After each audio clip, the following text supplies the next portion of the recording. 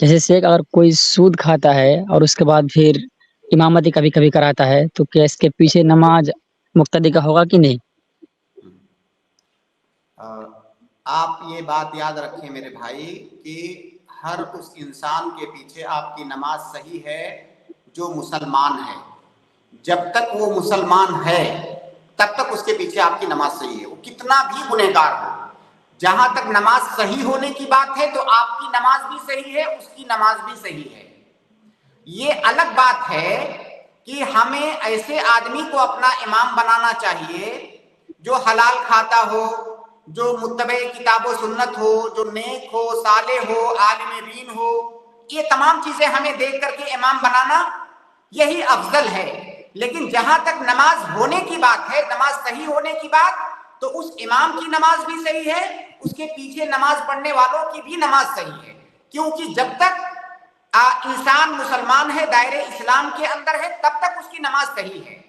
تو اب آپ یہ بتائیے کہ کیا سود کھانے والا دائرے اسلام سے باہر ہو جاتا ہے؟ کیا وہ کافر ہو جاتا ہے؟ نہیں.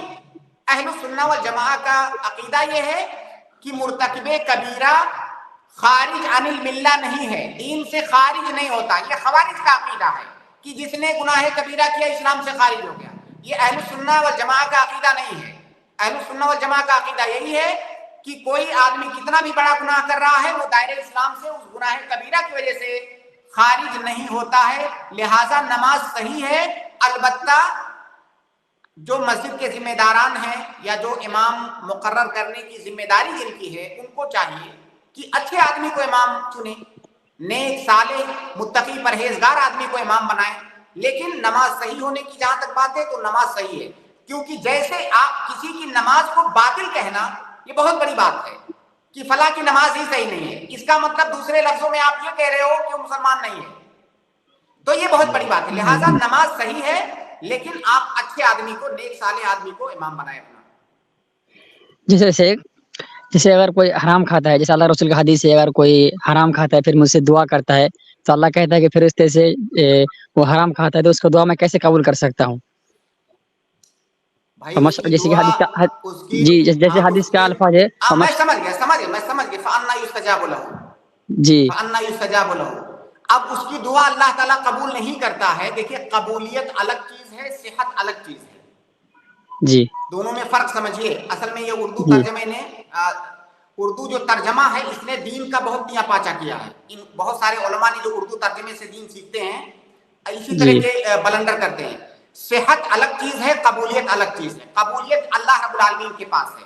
صحت کا حکم ہم عبادت کے جو کی علامتیں ہیں، جو جن کو ہم احکام وضعیہ کہتے ہیں، ان کو دیکھ کر کے عبادت پر صحت اور بطلان کا حکم لگائیں گے. تو عبادت کا صحیح ہونا یہ الگ بات ہے، اس کا قبول ہونا اللہ تعالیٰ کے نزدیک یہ الگ بات ہے. قبولیت کا علم کسی کے پاس نہیں ہوتا ہے. صحت پر جی ہم حکم لگا سکتے ہیں. ہم کہہ رہے ہیں اس کی نماز صحیح ہے، وہ مقبول ہوئی نہیں ہوئی ہمیں اس کا علم نہیں ہے. جیسے آپ جو نماز پڑھتے ہیں، آپ کو کیا پتا کہ آپ کی نماز قبول ہوئی؟ مجھے نہیں پتا، آپ کو بھی نہیں پتا. ہم یہ پروگرام جی کر رہے ہیں، ہم اللہ اور اس کے رسول کی باتیں لوگوں کو بتانے کی کوشش کر رہے ہیں اور اللہ تعالیٰ سے امید کر رہے ہیں کہ اللہ تعالیٰ ہمارے اس عمل کو قبول فرمائے. ہم دعا بھی یہی کرتے ہیں. لیکن کیا ہمیں گارنٹی ہے کہ ہمارا یہ عمل قبول ہوا؟ ٹھیک ہے، ہمیں اللہ سے امید ہے، ہمیں توقع ہے، دعا بھی کرتے ہیں اور پختہ امید ہے، قوی امید ہے کہ اللہ تعالیٰ قبول کرے گا. لیکن کیا گارنٹی ہے کہ مقبول ہے؟ اس کا علم صرف اللہ کے پاس ہے. تو قبولیت الگ مسئلہ ہے، صحت الگ مسئلہ ہے.